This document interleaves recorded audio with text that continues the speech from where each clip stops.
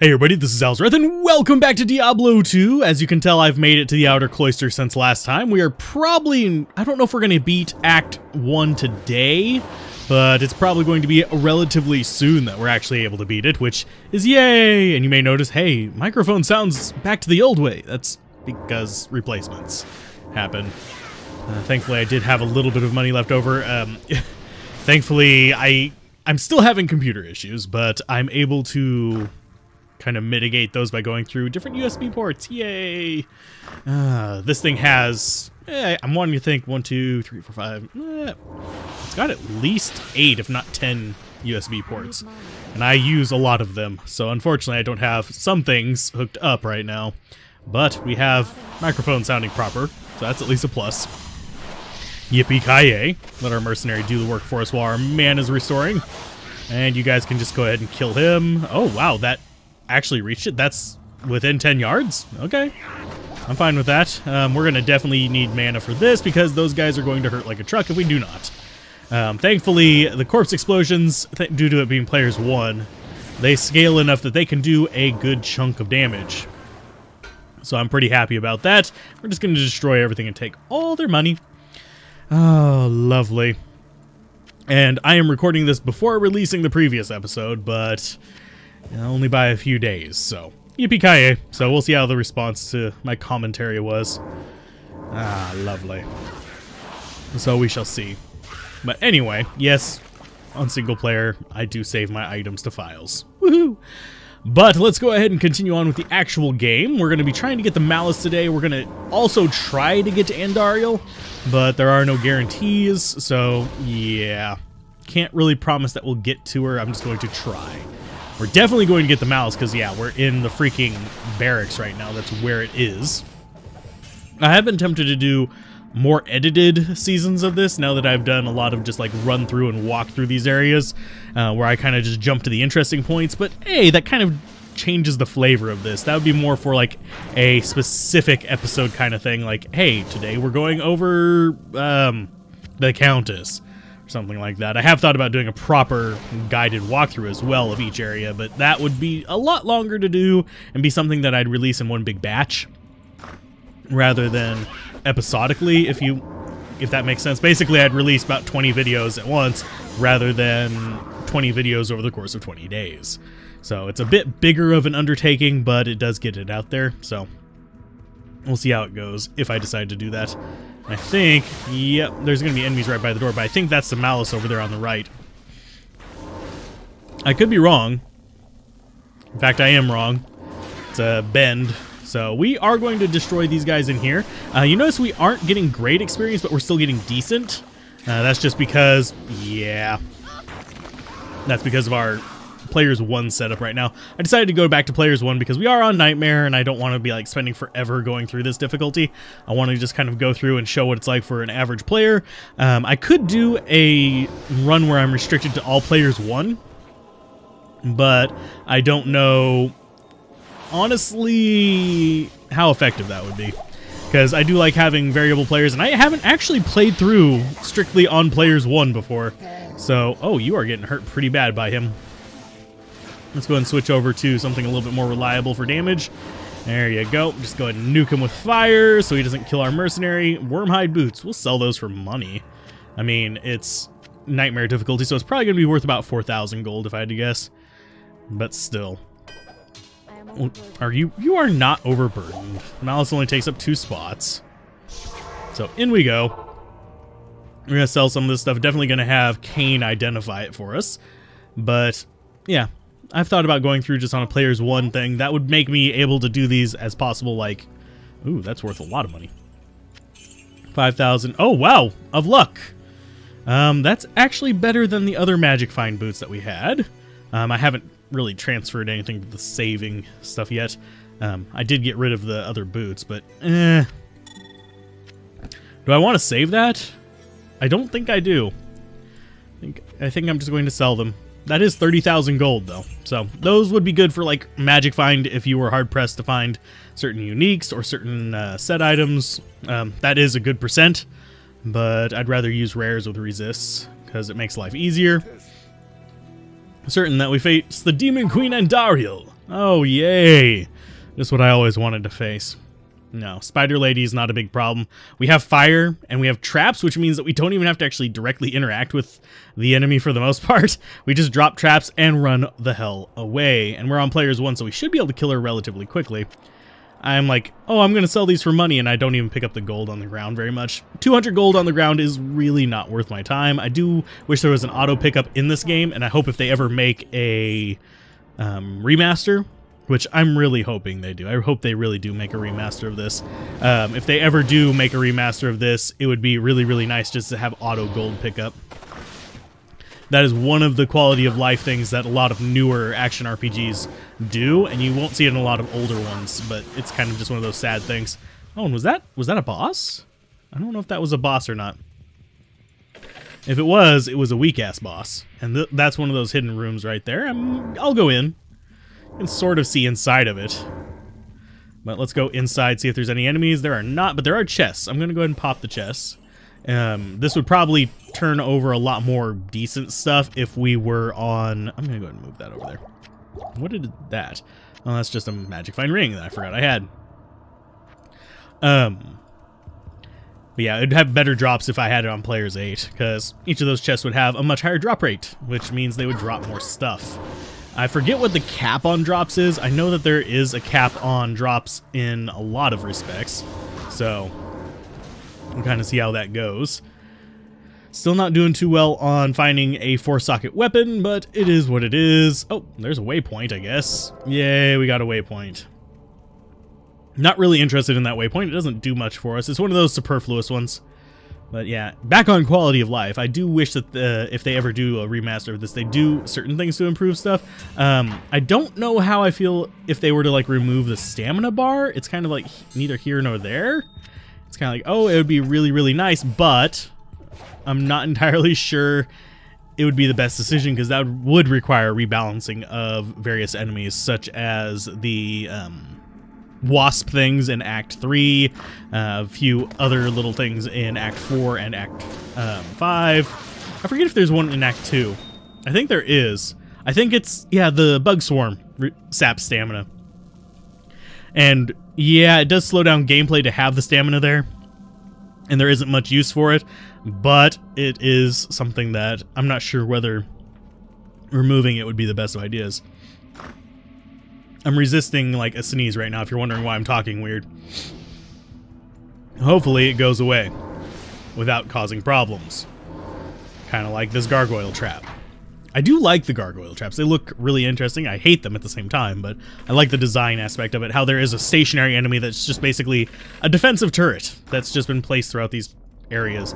Makes more sense than these roving packs of random beasts. Is this really... no, that's not going to be the way up. There's going to be a boss mob. Kill you all. Are you... You're multi-shot. That doesn't really matter to me very much. And we've got some books there. Don't really need the books either. We just need stairs is what we need. So I'm going to be just kind of moving around, checking. Hopefully this doesn't go on too long. Having to check for areas. Oh, we found it right away. Sweet. We got one more level to go through, and then we're on to the cloisters, and we might actually make it to Andariel today. We're making good time in the jail, considering that we do have larger dungeon sizes. Yeah. Getting through the jail can sometimes be a bit of a trial, and that's one reason why if I ever do speedrun this, I am definitely not going to be speedrunning Hell difficulty, because those dungeon things would drive me nuts, and usually the runs for Hell difficulty are upwards of like 4 hours, so yeah, not really something I want to do. So we shall see if I actually do end up getting into actually recording speedruns. I haven't practiced in a long time, so I'm probably rusty as hell, but I guess playing the game in general would keep some of the skills up to date.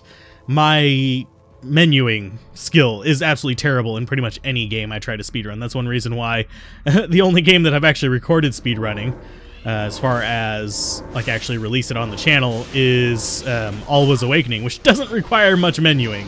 It just require... Are you really immune to all... Like, seriously? Well, you're not immune to the corpses exploding, so you're not completely immune to us.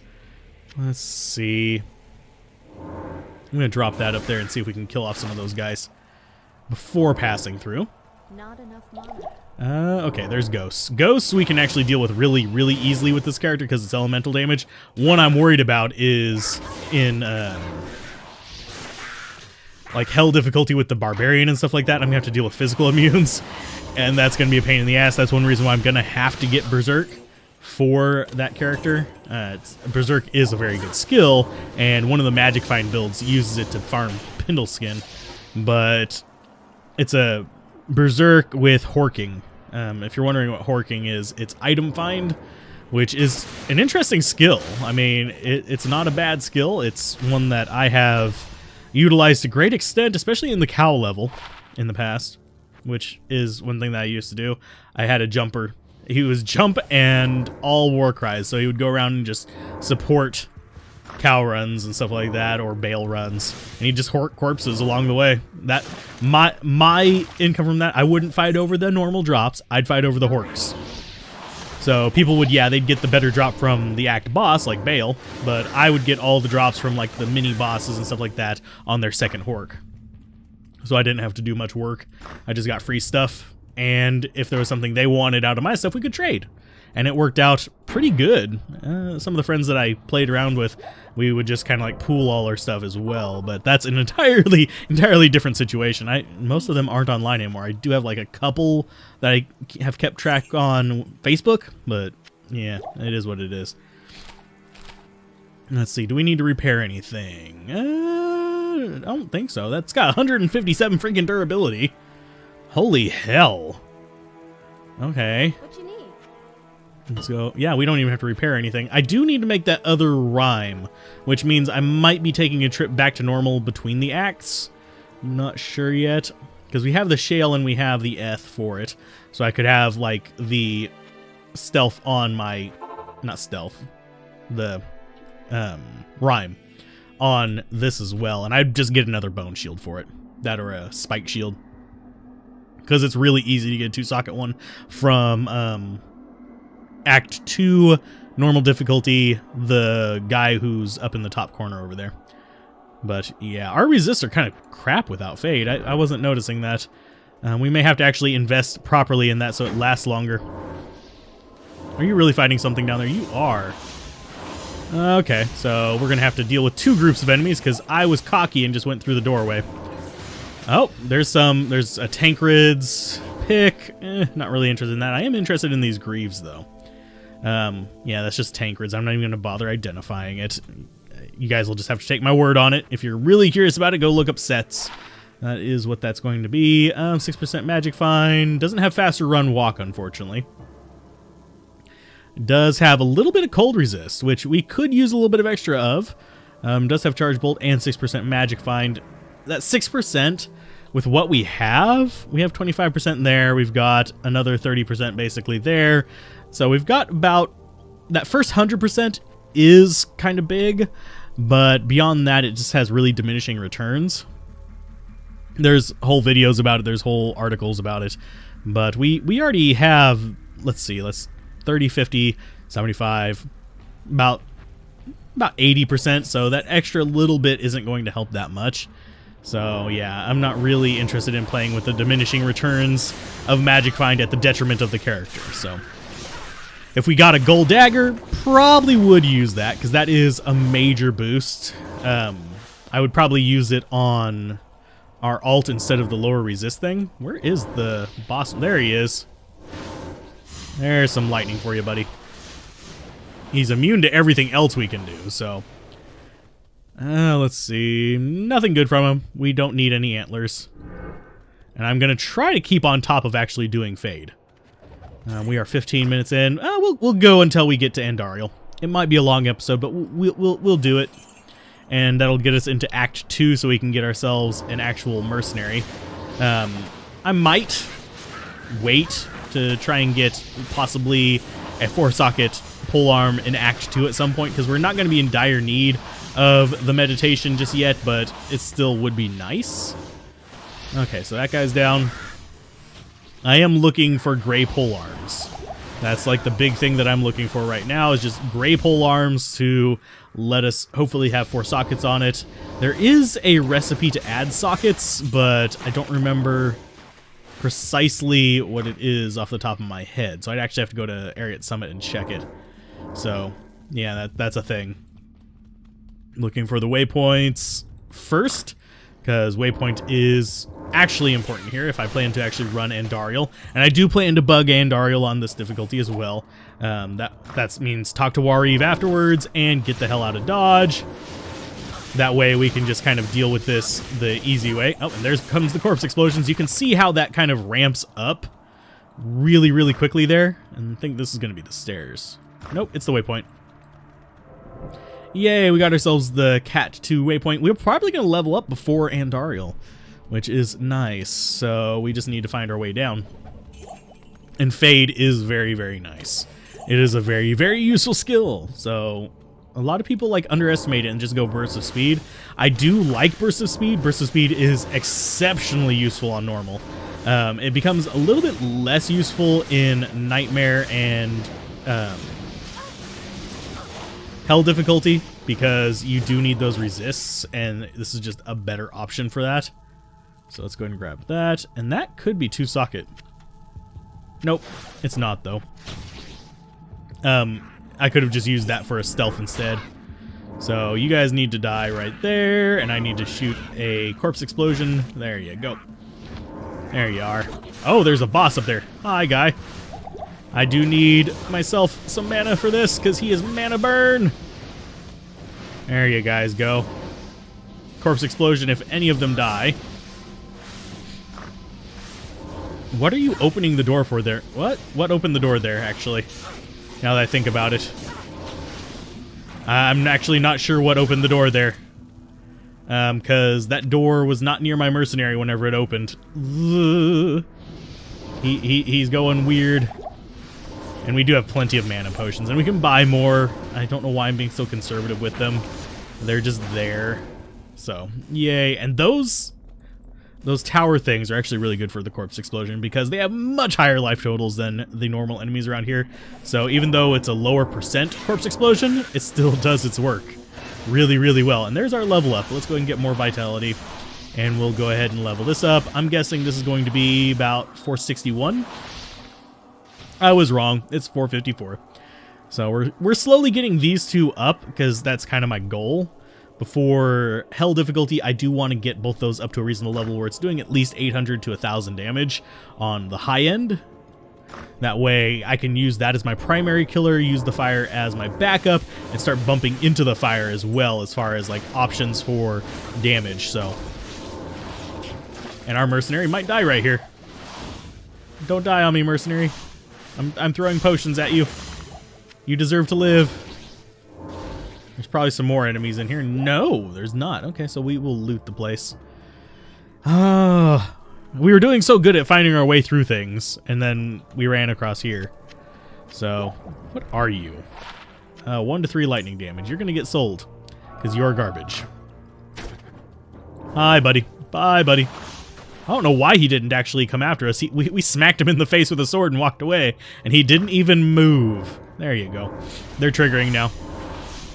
That's another thing, like, if they do a updated version of the game, they need to consider the locations of... Please tell me that's not... Yeah, that's 3-socket.